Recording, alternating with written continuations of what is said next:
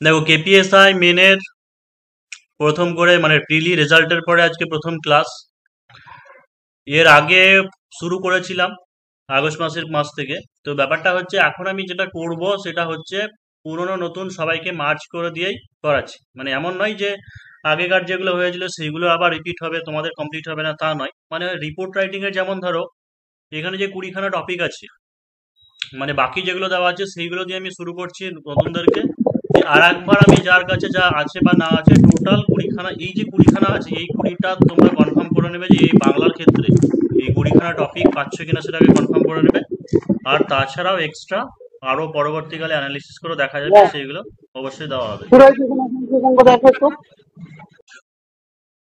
তো দেখো যে মানে বাংলা সাবজেক্টটা করাবো তার আগে আমি একটা জিনিস কিছু বলে দিই যে কেপিএসআই বা ডব্লিউপিএসআই যেটাই বলো, এখানে চাকরি পাওয়ার ক্ষেত্রে মেন যেটা ফ্যাক্টর সেটা কিন্তু বাংলা ইংরেজি, সেটা কিন্তু অবশ্যই বাংলা ইংরেজি। তার কারণ হচ্ছে প্রিভিয়াস ইয়ারগুলোতে সবার যদি মার্কস দেখো তাহলে জিকে, ম্যাথ আর রিজনিং এটা হচ্ছে পেপার 1, যেখানে তোমার জিকে তে 50 নম্বর থাকছে, ম্যাথে থাকছে 25 নম্বর, রিজনিংয়ে থাকছে 25 নম্বর। তো এই ম্যাথ রিজনিং একদমই ঝড়ের মতো ছিল প্রিভিয়াস ইয়ারগুলোতে। এবার হতে পারে যে এর আগে সহজ ছিল এবার হয়তো কঠিন করলো, সেটা করতেই পারে, কিন্তু তুলনামূলকটা অতটা খুব একটা কঠিন থাকে না যেহেতু এখানে ডেসক্রিপটিভ প্যাটার্নটা থাকে। তো আসল ব্যাপারটা হয় যে ডেসক্রিপটিভ কোনো ক্যান্ডিডেটের কনসেপ্ট আছে কিনা, ডেসক্রিপটিভ এসে করতে পারছে কিনা। কারণ যেখানে এখন শর্টকাটে করানো হয়, মানে সবাই শর্ট ট্রিকের মাধ্যমে শেখে, এই ব্যাপারটার জন্য হয়তো খুব একটা বেশি কঠিন দেওয়া হয় না। আর বর্তমানে যে জিকের ব্যাপারটা সেটা ওই অনলাইনার টাইপের কোশ্চেন হচ্ছে, এই কারণে যেন হল ম্যানেজ হল কালেকশন প্রচুর হচ্ছে, এই কারণের জন্য অনেকটা কি হয়েছে মার্কস বেড়ে যাচ্ছে। তো যেটা বড় প্রশ্ন হতে পারে সেটা যেটা কনফার্ম মানে শোনা গেছে যে কেপিএস এর ক্ষেত্রে হচ্ছে না, কারণ কেপিএসআই অলরেডি কোশ্চেন সেট হয়ে আছে, অর্থাৎ যেমন অনলাইনে যেরকম কোশ্চেন হচ্ছিল সেই রকমই এবারও হচ্ছে।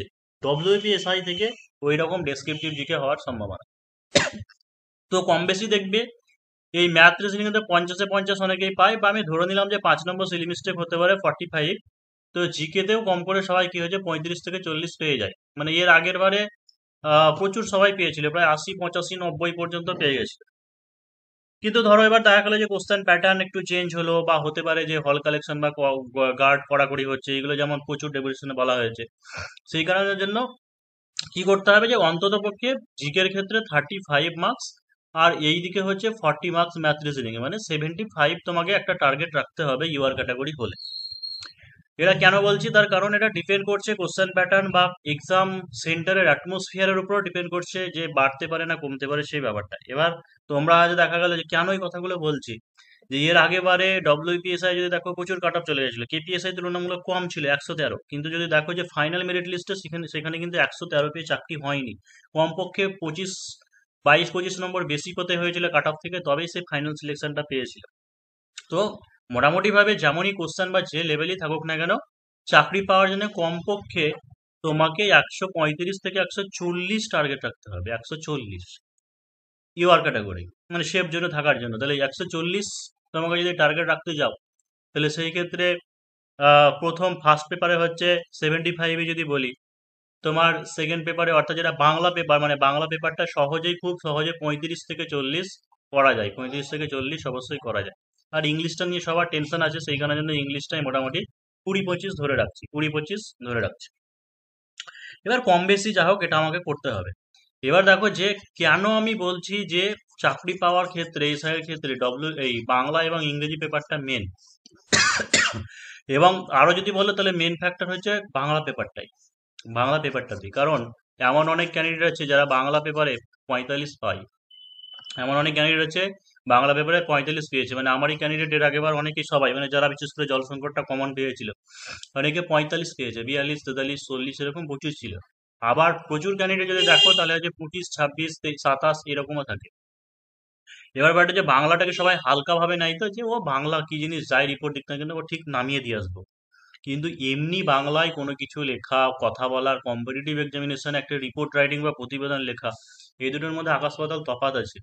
এখানে নির্দিষ্ট একটা প্যাটার্ন আছে, ছন্দ আছে, ভাষা চয়নের ব্যাপার আছে, তোমার ঠিকঠাক প্যাটার্নে লিখতে হবে। সেই সঙ্গে হচ্ছে এসআই বিশেষ করে বাংলায় যে প্রতিবেদনগুলো দেওয়া হয় সেগুলোকে বলা হয় খসড়া প্রতিবেদন বলতে পারো, বা হচ্ছে সম্পাদকীয় প্রতিবেদন।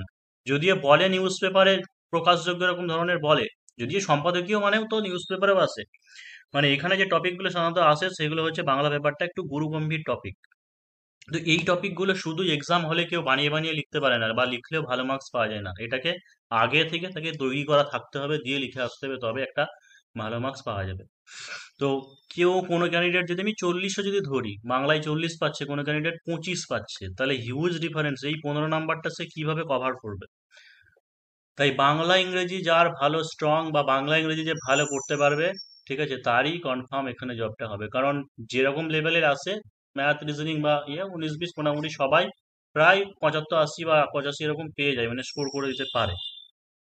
সেই কারণে জন্য বাংলা ইংরেজিটাই ভালো করে ফোকাস করতে হবে। আজকে আমি ইংরেজি করাচ্ছি না, কারণ জানি যে এখনো অনেকজন ক্যান্ডিডেট আছে যারা হয়তো জয়েন হতে পারেনি বা জয়েন হবে। সেই কারণে প্রথম দিনকেই আমি ইংরেজি করাচ্ছি না, বাংলাটা করাচ্ছি। বাংলায় যে 50 নম্বর থাকবে সেই ব্যাপারটা অ্যানালিসিস করে দিয়ে আমি বেশ কিছু রিপোর্ট রাইটিং এর টপিক আলোচনা করছি। এবং এই বছরের জন্য সব থেকে ইম্পর্ট্যান্ট যে এখানে 20টা টপিক দেওয়া হচ্ছে, এই টপিকটা আমি কমপ্লিট করব। ঠিক আছে, এই টপিকটা হওয়ার পরে অ্যানালিসিস করব যে আর কিছু টপিক বাকি আছে কিনা। বা এমন হতে পারে ধরো এইরকম ধরনেরই টপিক কিন্তু হয়তো একটু ঘুরিয়ে দেওয়া হলো, তো এইখান থেকে তথ্য নিয়ে সেটাগুলোকে লেখা যাবে কিনা, সেইভাবে যখন তখন পরীক্ষা হবে বা প্র্যাকটিস হবে সেই সময়তে আলোচনা হয়ে যাবে। তো আরেকটা জিনিসও কনফার্ম করে নাও, এখনো যেমন অনেকে বলে যে ধোঁয়াশাই থাকে যে বাংলার ক্ষেত্রে গ্রামার থাকবে কিনা, বাংলা ব্যাকরণ থাকবে কিনা। তো ডব্লিউপিএসআই বা কেপিএসআই এ বাংলায় কোনো ব্যাকরণ থাকে না, এবং বাংলায় সারাংশ লেখাও থাকে না। আগে রিপোর্ট রাইটিং দুটো 15-15 করে 30 দিত, এখন রিপোর্ট রাইটিং একটাই দিচ্ছে 30 নম্বরের। আর 20 নম্বর যেটা, সেটা হচ্ছে ট্রান্সলেশন। আমাকে টার্গেট যেটা রাখতে হবে বাংলায় রিপোর্ট রাইটিং এ হচ্ছে 25 নম্বর, এবং এখানে যেটা টার্গেট রাখতে হবে প্রতিবেদন এই বঙ্গানুবাদ, সেখানে হচ্ছে 18 নম্বর, মানে হচ্ছে 43 অনার্সে পাওয়া যাবে। এবং খুব যদি ভাগ্য না খারাপ হয় বলতে পারো যে প্রতিবারই প্রায় কমন চলে আসছে, এবারেও হয়তো রিপোর্ট রাইটিং কমন পেয়ে যাবে বলে এক্সপেক্ট করা হচ্ছে। তো প্রতিবাদের টপিক দেখে নাও যে 1 নম্বরে যেমন ভ্রমণের উপকারিতা, যেটা অলরেডি আমাদের মিসলেনিয়াস পরীক্ষাতেও এসেছিল। অনেক সময় এরা ডব্লিউবিসিএস বা মিসলেনিয়াসের প্রিভিয়াস ইয়ারের কোশ্চেন প্যাটার্নগুলোকে ফলো করে। তারপর যে একটি বন্যা কবলিত এলাকা পরিদর্শন করার অভিজ্ঞতা। তারপর যে র্যাগিং সমাজের অভিশাপ, অনলাইন শিক্ষার প্রভাব, গ্রিন হাউস এফেক্ট ও বিশ্ব উষ্ণায়নের প্রভাব। 4 নম্বর 6 নম্বর হচ্ছে একটি মাদক বিরোধী প্রচার অভিযান। 5 7 নম্বর হচ্ছে বৃক্ষরোপণ অভিযান। 8 নম্বর হচ্ছে দিন দিন, এটা দেখবে এখন বর্তমানে খুব ইয়ের মধ্যে আসে, ট্রেন্ডিং এর মধ্যে আসে, দিন দিন পথ দুর্ঘটনা বেড়েই চলেছে, এই বিষয়ে প্রশাসন অথবা সাধারণ মানুষের সচেতনতার প্রতি উদাসীনতা এবং প্রতিকারের উপায় নিয়ে প্রতিবেদন। ঠিক আছে, এইগুলো যখন লেখা হবে একটু প্রশাসনের ব্যাপারটা দেখতে হবে, মানে প্রশাসনকে বেশি আবার গালিগালাজ বা দোষারোপ করা যাবে না। রাস্তা খারাপ অবশ্যই তো আছে, সরকারের দোষ বলে মানে হুবহু সবসময় বলা যাবে না, মানে একটু এগুলোকে একটু মানে খেয়াল রাখতে হবে যখন লিখবো। 9 নম্বর হচ্ছে বর্তমানে সোশ্যাল মিডিয়ার যুগে বই পড়ার যে প্রবণতা হ্রাস, মানে বই পড়ার দিন দিন প্রবণতা হ্রাস পেয়ে যাচ্ছে। 10 নম্বর হচ্ছে বিভিন্ন সামাজিক কাজে পুলিশের কর্তব্য ভূমিকা নিয়ে প্রতিবেদন।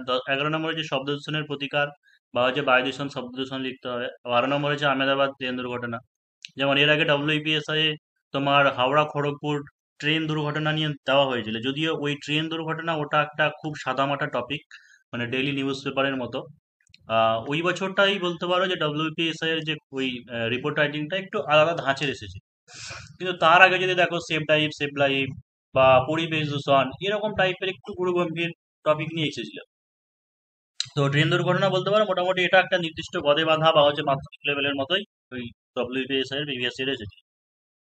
তারপরে যে 13 নম্বর হচ্ছে কন্যাশ্রী প্রকল্প, 14 নম্বর হচ্ছে সাক্ষরতা অভিযান, 15 নম্বর হচ্ছে একটি বৃদ্ধাশ্রমে বেশ কিছু সময় কাটানোর অভিজ্ঞতা। 16 নম্বর একটি কন্যা ভ্রূণ হত্যা একটি অভিশাপ। 17 নম্বর হচ্ছে খেলাধুলা শরীরচর্চার উপকারিতা। 18 নম্বর হচ্ছে প্লাস্টিক নিষিদ্ধ অভিযান। 19 নম্বর হচ্ছে স্বচ্ছ নির্মল গ্রাম অভিযান। 11 নম্বর হচ্ছে আধুনিক জীবনে মোবাইলের গুরুত্ব। আর যেটা হচ্ছে বলতে ভুলে গেলাম, সেটা হচ্ছে বিজ্ঞাপনের গুরুত্ব বা বিজ্ঞাপনের প্রভাব আধুনিক জীবনে, বিজ্ঞাপনের প্রভাব। এছাড়া আরো অনেক রয়েছে, যেমন হচ্ছে তোমার খাদ্য সংকট। ঠিক আছে, খাদ্য সংকট মোকাবিলা, বর্তমান পরিপ্রেক্ষিতে যেভাবে জনসংখ্যা বাড়ছে এটা ভীষণ ইম্পর্টেন্ট আছে, খাদ্য সংকট মোকাবিলা। তারপরে 23 নম্বর পিএসসি তোমার আইসিডিএস এ পড়েছিল একটা কোশ্চেন, যেটা হচ্ছে বর্তমানে যে চলচ্চিত্র বা হচ্ছে সিরিয়াল জগতের প্রভাব যুব সমাজের উপর, চলচ্চিত্র ও হচ্ছে সিরিয়ালের প্রভাব।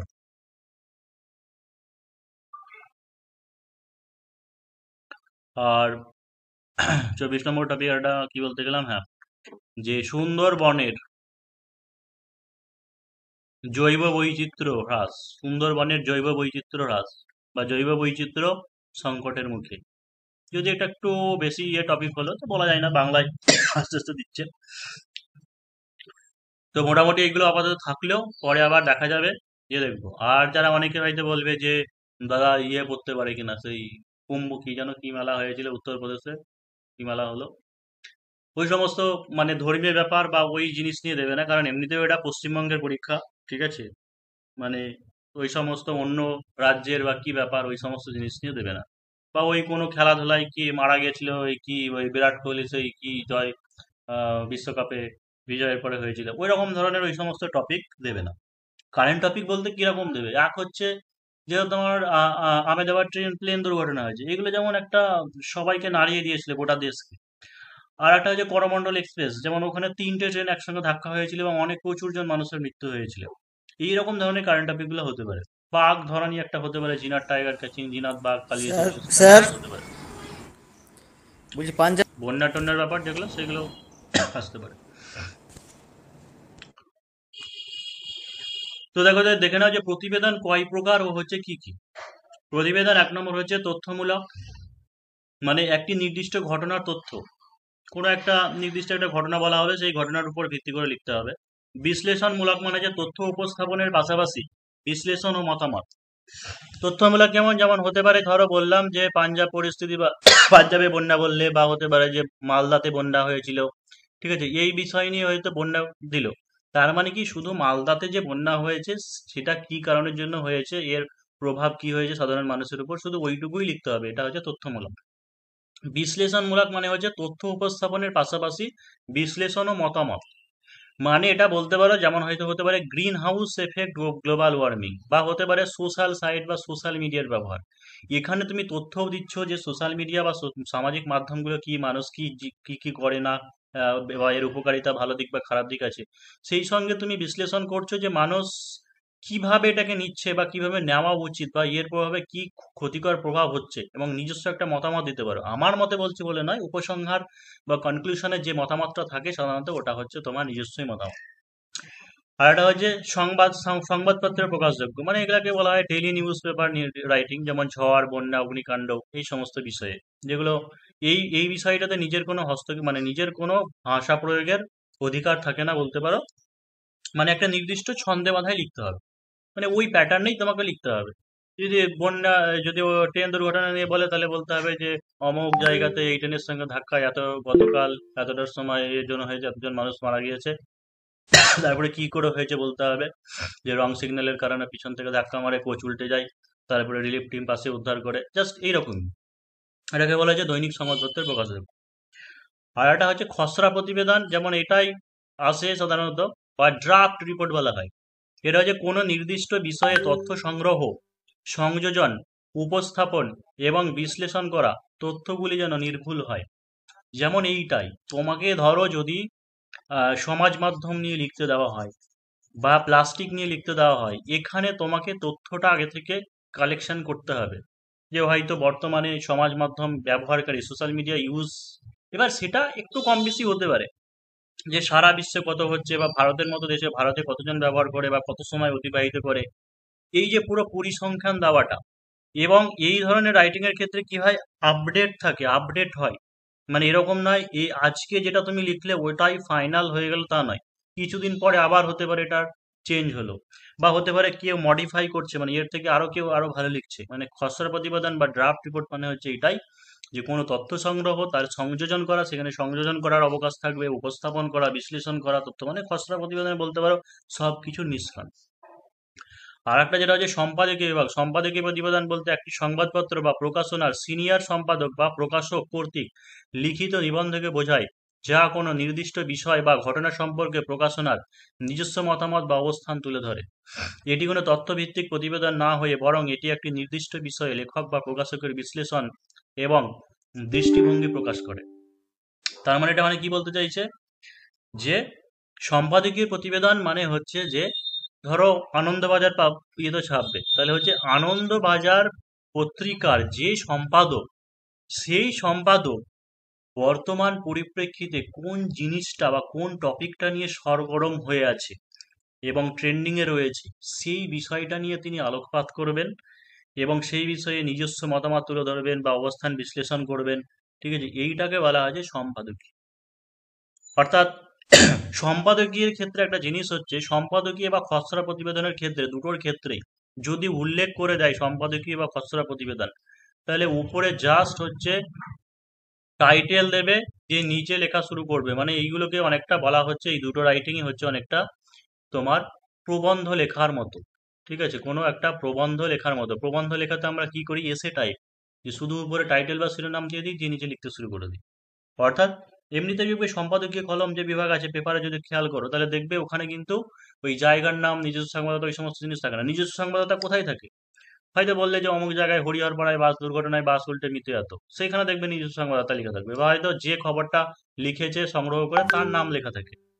কিন্তু এইরকম ধরনের রাইটিং যেগুলো থাকবে সেইগুলোর ক্ষেত্রে তো সেখানে থাকবে, দেখবে সম্পাদকীয় বা খসড়া প্রতিবেদন, সেই জায়গাতে হচ্ছে নিজের লেখা, বা এখানে মানে তুমি নিজে লিখছো তাই তোমার নিজের নাম লেখা বা হচ্ছে জায়গার নাম এখানে দেওয়ার দরকার নেই। সেটা আমাকে কি বলছে, যদি আবার অনেক সময় হয়েছে প্রিভিয়াস ইয়ার গুলোতে দেখেছি যে একটা প্রতিবেদন, যে প্রতিবেদনটা বোঝা যাচ্ছে যেটা খসড়ায় হবে বা সম্পাদকীয় হবে, তবুও নিউজ পেপার বা সংবাদ মাধ্যমে প্রকাশ এরকমই বলে চালিয়ে দিয়েছে। ঠিক আছে, তাহলে সেই ক্ষেত্রে কিছু করার নেই। যদি বলা হয় যে নিউজ পেপারে আসবে, তাহলে সেই ক্ষেত্রে নিজস্ব সংবাদদাতা বা বা বা ওইরকম কিছু হচ্ছে দিয়ে দিতে পারো, অসুবিধা নেই। সেটা আমি পরে যেগুলো আছে সেগুলো নিয়ে বলছি, মানে এক এক করে আলোচনা করছি। প্রতিবেদন লেখার নিয়ম দেখে নাও, যে প্রত্যেকটি প্রতিবেদনের ক্ষেত্রে শিরোনাম থাকবে। প্রতিযোগিতামূলক পরীক্ষার ক্ষেত্রে খসড়া এবং সম্পাদকীয় প্রতিবেদনের ক্ষেত্রে উপরে শিরোনাম দিয়ে নিচে উত্তর লেখা শুরু করা উচিত। সংবাদপত্রে প্রকাশযোগ্য বা দৈনিক সংবাদপত্র সংক্রান্ত প্রতিবেদনগুলির নিচে শিরোনাম বা তার নিচে জায়গার নাম হচ্ছে তারিখ দিতে হবে। সংবাদ সংবাদপত্রের প্রকাশযোগ্য প্রতিবেদনের ক্ষেত্রে সাধারণত তিনটি অনুচ্ছেদ হয়। প্রথম অনুচ্ছেদে ঘটনার সংক্ষিপ্ত বিবরণী, দ্বিতীয় অনুচ্ছেদে বিস্তারিত বিবরণী, তৃতীয় অনুচ্ছেদে সমস্যার সমাধান বা হচ্ছে ব্যবস্থাপনা লিখতে হবে। সম্পাদকীয় বা খসড়া প্রতিবেদনের ক্ষেত্রে প্রথম অনুচ্ছেদে বিষয়বস্তু সম্পর্কে ধারণা বা সূচনা দেওয়া, পরের দুটি বা তিনটি অনুচ্ছেদে তথ্য অনুযায়ী তার পুঙ্খানুপুঙ্খ বিশ্লেষণ করা, শেষ অনুচ্ছেদে নিজস্ব মতামত বা মূল্যায়ন করা। অর্থাৎ এটি একটি প্রবন্ধ আকারের মতো লিখতে হবে। অর্থাৎ যেটা ডেলি নিউজ পেপার যদি হয়, ধরো বললো যে ট্রেন অ্যাক্সিডেন্ট হয়েছে সেই ব্যাপারে নিয়ে একটা লেখা, তাহলে সেই ক্ষেত্রে ওটা প্রথম যে অনুচ্ছেদ থাকবে সেই অনুচ্ছেদে ইন্ট্রোডাকশন দিতে হবে, পরের অনুচ্ছেদে কিভাবে অ্যাক্সিডেন্টটা হয়েছে সেটা লিখতে হবে, থার্ড প্যারাগ্রাফে কি লিখতে হবে যে এরপরে রিলিফ কিভাবে করা হয়েছিল বা উদ্ধার কার্য কিভাবে চালানো হয়েছিল বা এর পরবর্তী ধাপ কি ছিল। মানে সাধারণত এই তিনটে টপিকে হবে। কিন্তু যেগুলো সম্পাদকীয় বা খসড়া সেইগুলো মোটামুটি ধরে রাখতে পারো কমপক্ষে পাঁচখানা তো প্যারাগ্রাফ হবে। ঠিক আছে, পাঁচখানা প্যারাগ্রাফ হবে বা একটু বেশি শব্দের মধ্যে লিখতে হয়, 200টা শব্দের মধ্যে তোমাকে লিখতে হবে। তো আমার পয়েন্ট অনুযায়ী বুঝবো যে কোনটা কেমন টপিক দিয়েছে বা ওখানে ওরা কি সংকেত দিয়েছে, সেই অনুযায়ী আমাকে লিখতে হবে। তো মানব জীবনের ভ্রমণের উপকারিতা, এটা আলোচনা করা আছে অলরেডি। ঠিক আছে, এটা মানে তোমরা দেখে নিও, মানে এটা লেখাই আছে।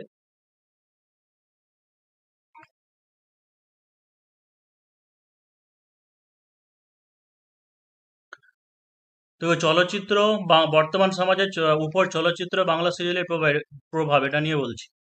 সাধারণত এইরকম টপিক থাকলে সংবাদপত্রে প্রকাশযোগ্য বা এরকম বলবে না। ঠিক আছে, এটা খসড়া প্রতিবেদন লিখুন বা সম্পাদকীয় বিভাগে প্রকাশের জন্য সেটাই বলবে। তাহলে সেই ক্ষেত্রে জাস্ট কি করবে, উপরে হচ্ছে টাইটেল বা শিরোনামটা দিয়ে দেবে, আর নিচে হচ্ছে এই ঠিকানাটা দিয়ে দিতে পারো। ঠিকানার পরিবর্তে যেহেতু নিজের জায়গার নাম দেওয়া মানা, অর্থাৎ নিজের যে ডিস্ট্রিক্ট সে এখানে দেবে না, তাই ক খ গ বা এক্স ওয়াই জেড এরকম ব্যবহার করতে পারো, ওখানে লিখে দেওয়া থাকে। তাই জায়গার পরিবর্তে ক খ গ বা হচ্ছে এক্স ওয়াই জেড এটা লিখতে পারো। আর এইরকম ধরনের টপিকের ক্ষেত্রে যেদিনকে তুমি এক্সাম দিচ্ছ বা যেদিনকে লিখছো সেদিনকারই ডেট থাকবে। আর যদি তোমার দিয়ে দেয় যে আমেদাবাদ ধর প্লেন ক্রাশ, সেটা নিয়ে যদি দিয়ে দেয়, তাহলে সেই ক্ষেত্রে দেখবে সেখানে ডিটেলস দেওয়া থাকবে যে আমেদাবাদ প্লেন দুর্ঘটনা কবে হয়েছিল, ওখানে তারিখ দেওয়া থাকবে, কতজনের মানুষের মৃত্যু হয়েছে, কিভাবে কি কারণ হয়েছিল, সেই পুরোটা ডিটেলসটা দেওয়া থাকবে। সেখান থেকে তোমাকে লিখতে হবে। অর্থাৎ যেদিনকে ওটা প্লেন ক্র্যাশ হয়েছিল তার পরের দিন ডেট দিতে হবে, মানে পরের দিনকে পাবলিশ হবে। এই ডেটের ব্যাপারটা শুধু এটা তোমাকে খেয়াল রাখতে হবে। আর এইরকম এই এই যে টপিকটা হয় যে বর্তমান সমাজের উপর চলচ্চিত্র বা বাংলা সিরিয়ালের প্রভাব, এই টপিকটা বললাম যে খসড়া প্রতিবেদন বা হচ্ছে সম্পাদকীয়, মানে এটা হচ্ছে নিজস্ব, মানে নিজে লিখছো একটা সংবাদপত্রে, তুমি ধরো এডিটর, তুমি সম্পাদক, তুমি নিজে লিখছো, তার মানে কি এখানে তোমার নিজস্ব ভাষা প্রয়োগের অনেক দক্ষতা রয়েছে, বা এখানে তুমি অন্য কোটেশন বলতে পারো বা অন্য লাইন বা কিছু তুমি ব্যবহার করতে পারো। যেমন দেখো যে আমি ডিরেক্টর, আমি প্রডিউসার, সংস্কৃতি জগতের আমি ডিক্টেটর, এমন একটা সিনেমা বানাবোই বানাবো, আমি শ্রেষ্ঠ সেটা মুখ ফুটে জানাবো, গল্পের গরুটাকে দড়ি দিয়ে বেঁধে রেখে মানুষকে গাছে তুলে মইটাকে সরাবো। চলচ্চিত্র হলো সমাজের দর্পণ, যার মাধ্যমে সমাজের দর্শন, বীরত্ব, অনুভূতি প্রকাশ পায়। সেই সাথে মনোরঞ্জন করে জীবনের একঘেয়েমি কাটানো যায়। আসলে ব্যাপারটা হচ্ছে এটা একটা গ্র্যাজুয়েট লেভেলের, তুমি এসআই লেভেলের একটা পরীক্ষা দিচ্ছ। প্রথম থেকে তুমি যদি শুরু করে দাও যে আহ, বিভিন্ন ধরনের চলচ্চিত্র আছে, টলিউডের আছে, বলিউডের আছে, দক্ষিণী ফিল্ম আছে, অমুক ফিল্ম আছে, এই সিনেমা জগতের এই এই সিনেমা আগের পুরোনো ভালো ছিল, এরকম ভাবে তো লিখলে হবে না। অর্থাৎ এখানে একটা মাধুর্য, মানে শব্দ প্রয়োগের যে ব্যাপারটা, সেই জায়গাটা আমাকে খেয়াল রাখতে হবে। তো এখন এই সময়টাতে এত বড় হয়ে সেগুলো অর্জন করা খুব মুশকিল এইটুকু কম সময়ের মধ্যে। তো এখন শুধু কি করতে হবে, শুধু তোমাকে এখন গিলতে হবে, মানে মুখস্থ। এই যে চলচ্চিত্র হলো সমাজ জীবনের দর্পণ, যার মাধ্যমে সমাজের দর্শন, বীরত্ব, অনুভূতি প্রকাশ পায়। সেই সাথে মনোরঞ্জন করে জীবনের একঘেয়েমি কাটানো যায়। অর্থাৎ চলচ্চিত্রটা কেন করা হয়, বা একটা বই গ্রন্থ কেন লেখা হয়, তার কারণ সেখানে সমাজের মানুষের যে জীবনযাত্রা, সেই জিনিসটা ওখানে তুলে ধরা হয়, সেই প্রতিচ্ছবিটা দেখানো হয়। এর ফলে কি হয়েছে, মানুষ বুঝতে পারে, সে অনেক মোটিভেশন পায় বলতে পারো, এবং সেই সঙ্গে হচ্ছে একটা মনোরঞ্জন। কারণ আমরা কি হয় যে যখন খুব কোনো কাজ করে ক্লান্ত হয়ে পড়ি, তখনই হচ্ছে কোনো সিনেমা দেখি বা গান শুনি আমাদের ক্লান্তি দূর করতে বা মনোরঞ্জন করার জন্য। তাই সেই সাথে মনোরঞ্জন করে জীবনের একঘেয়েমি কাটানো যায়। স্বাধীনতার ঘটনা বা বীর সংগ্রামীদের ইতিহাসের বিষয় বা বিজ্ঞানের কোনো অভিনব আবিষ্কার বা সমাজের প্রতিনিয়ত ঘটে যাওয়া জীবনযাত্রা বা বিভিন্ন অপরাধ চলচ্চিত্র বা সিরিয়ালের মাধ্যমে তুলে ধরা হয়, যাতে সাধারণ মানুষ সহজে বিষয়টি উপলব্ধি করতে পারে এবং হচ্ছে সচেতন হতে পারে। অর্থাৎ এমন হতে পারে যে যে জিনিসটা একটা বই পড়ে কোনো ক্যান্ডিডেট হয়তো বুঝতে পারেনি, সেটা বিজ্ঞানে ওখানে পুঙ্খানুপুঙ্খ বা স্টেপ বাই স্টেপ দেখানো হচ্ছে। সেখান থেকে বা অপরাধ কিছু একটা ঘটছে, সেখানে দেখানো হচ্ছে, মানুষ সচেতন হতে পারে। এবার হচ্ছে তাহলে প্রথম যে প্যারাগ্রাফ আমি ইন্ট্রোডাকশন টানলাম বা হচ্ছে ভালো দিকটাও এখানে বলে দিলাম। এবার বলবো যে খারাপ দিক। যদি প্রভাব বলে কথাটা বলে, প্রভাব মানে সবসময় খারাপ দিকটা তুলবে না, বা যদিও বলা হয় যে এর ব্যাড ইম্প্যাক্ট সম্পর্কে লিখুন, তবুও কোনো জিনিসেরই, সমস্ত জিনিসেরই দেখবে একটা ভালো ইম্প্যাক্ট থাকুক। যদি সমাজ মাধ্যম বলে, সমাজ মাধ্যম সোশ্যাল মিডিয়া মানে কি খারাপ, সেটাও তো না। তো সেটার প্রথমে আমাকে তোমাকে বলতে হবে। এবার খারাপ দিকটা কি বলবো, যে বর্তমানে চলচ্চিত্র বা ফিল্ম জগৎ ব্যাপক পরিমাণে বিস্তৃত হয়েছে, যেখানে ভারতের বলিউড, টলিউড, দক্ষিণী ফিল্ম জগতের পাশাপাশি টিভি সিরিয়াল বা যে কেউ একটি ক্যামেরার মাধ্যমে ভিডিও করে ইন্টারনেটে আপলোড করতে পারে। আমাদেরকে আপডেট হতে হবে। যেমন আমি বললাম যে সংযোজন, তথ্য সংযোজনের যে ব্যাপারটা, অর্থাৎ এই যে রিল ফিল বানানো বা এই জিনিসটা তো আগে ছিল না। মানে আগে কেউ ক্যামেরা ধরে কোনো একটা ক্যামেরার সামনে অ্যাক্টিং করা বা সেই ক্যামেরা নিয়ে ঘুরে বেড়ানো মানে বিশাল ব্যাপার ছিল, যে বাবা অমুক হচ্ছে চলচ্চিত্র পরিচালক, সত্যজিৎ রায় নাম শুনে একটা কেমন যেন লাগতো, তপন সিংহ নাম শুনেই কেমন যেন একটা হতো। আর এখন কি, যে কেউ হচ্ছে ডিরেক্টর, যে কেউ এখন হচ্ছে অ্যাক্টর অ্যাক্ট্রেস। তাহলে যে কি হচ্ছে যে টিভি সিরিয়াল বা যে কেউ একটি ক্যামেরার মাধ্যমে ভিডিও করে ইন্টারনেটে আপলোড করতে পারে। আধুনিক প্রযুক্তির উন্নতির সাথে সাথে মানুষের জীবনযাত্রা, পোশাক, সংস্কৃতি, আচার ব্যবহার প্রতিনিয়তই পাল্টে যাচ্ছে, আর এতে সবচেয়ে বড় ভূমিকা রয়েছে আধুনিক চলচ্চিত্র বা হচ্ছে টিভি সিরিয়ালে। তবে একজন আদর্শ স্বাধীনতা সংগ্রামীর জীবনের উপর ভিত্তি করে তৈরি করা চলচ্চিত্র অপেক্ষা বর্তমানে কোনো মাফিয়া চরিত্র বেশি জনপ্রিয় হয়। এখন যদি নেতাজি সুভাষচন্দ্র নিয়ে, ক্ষুদিরাম বসু নিয়ে যদি সিনেমা বানানো হয়, কেউ দেখবে? মানুষ দেখবে না। তাই থেকে পুষ্পা সিনেমা বেশি হিট হবে। তাই হচ্ছে আদর্শ বা স্বাধীনতা ভিত্তি করা থেকে এটাই জনপ্রিয় হয়, যার প্রভাব পড়ে সব থেকে বেশি বাচ্চাদের উপরে। সিরিয়ালগুলিতে দেখানো হয় কুট কাচালি, ঈর্ষা, জীবনযাপন প্রণালী, নগ্নতা, পরকীয়া, যার কুপ্রভাব সমাজের উপর পড়ে এবং কলহ, বিবাদ, সন্দেহ তৈরি হয় মানুষের মনে। নেট দুনিয়ায় গোটা পৃথিবীটাই যেন খারাপ মনে হয়। হিরো বা ভিলেনের কপি করতে গিয়ে সাধারণ ঘরের একটি বেকার ছেলে অনেক সময় আর্থিক দিক থেকে নিঃস্ব হয়ে যায়, বা অনেক ক্ষেত্রে সিনেমার অনুকরণে সমাজের উপর প্রভুত্ব হবে, যেটা যে প্রভুত্ব কায়েম করা বা হিংস্র মনোভাব ইত্যাদি চলে আসে। কেউ ধরো আমার একটা পাওয়ার দেখাচ্ছে, সে ডন, ঠিক আছে, সবাই মানছে, থেকে সবাই ভয় করছে, এই ব্যাপারটা মানুষের মনে কি বীজ বপনটা একটা হয়ে যায়, যে অনুকরণ করে সমাজের উপর সে প্রভুত্ব ক্রাইম করবো বা হিংস্র মনোভাব ইত্যাদি চলে আসে। তো সবসময় সরকারি মানদণ্ডে আইন করে এইসব কুরুচিকর চলচ্চিত্র বা সিরিয়াল বন্ধ করা যাবে না। এই জন্য জনমত গড়ে তুলতে হবে। একটি সিনেমা বা সিরিয়ালের জনপ্রিয়তা নির্ভর করে টিআরপি বা হচ্ছে আইএমডিবি রেটিং এর উপর, যার নিয়ন্ত্রণ সাধারণ মানুষের হাতেই রয়েছে। তাই শুধুমাত্র যেসব চলচ্চিত্র বা সিরিয়াল আদর্শমূলক বার্তা বহন করে সেইগুলোকে আমাদের গ্রহণ করা উচিত, এবং তার সাথে ভারতের সেন্সর